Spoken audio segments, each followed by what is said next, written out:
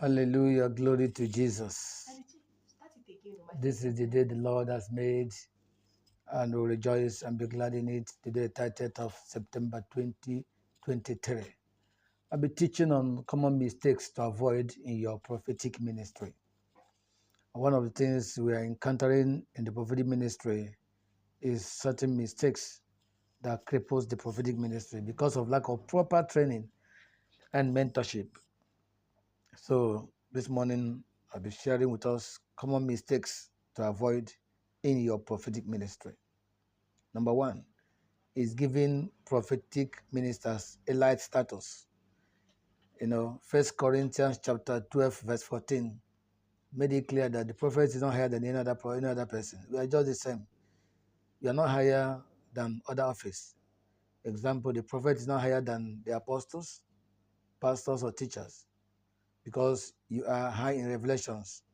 So avoid the disease called egotistical giganticus that is being puffed up by your revelations. That is why some pastors find it difficult to work with some prophets. There's no ministry gift that is inferior. The fivefold ministry are all important, all equal in ranking. The only difference is the jurisdiction of each of the fivefold ministers.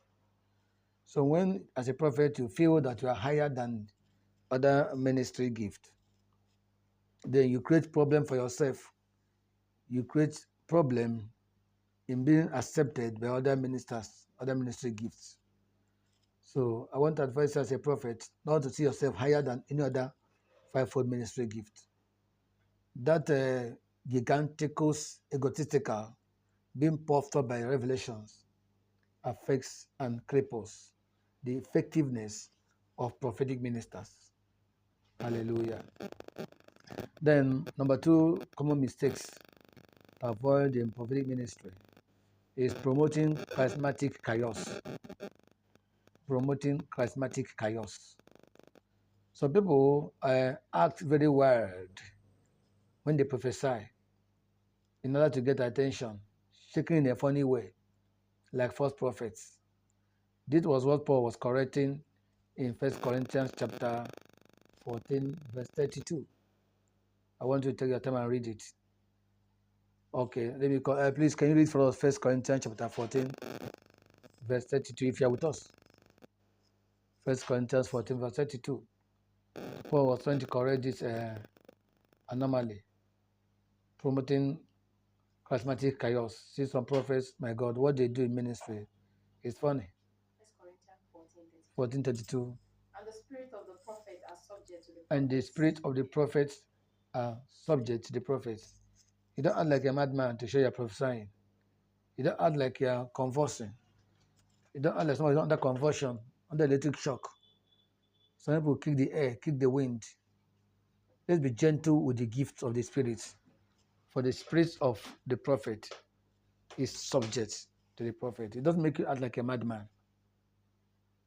It doesn't make you to act in a funny way. Prophet is just to communicate the mind of God. Hallelujah. So, number three, common mistakes to avoid.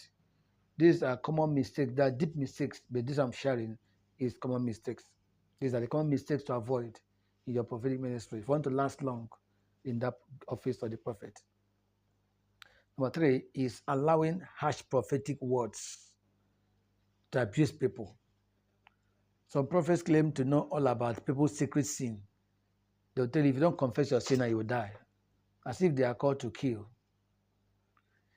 In New Testament, prophecy is not condemnation, but encouragement, comfort, and exhortation. You can see what I'm telling you in 1 Corinthians chapter 14, verse 3. The purpose of New Testament prophecy. It's important to understand the era you are called as a prophet. 1 Corinthians chapter 14,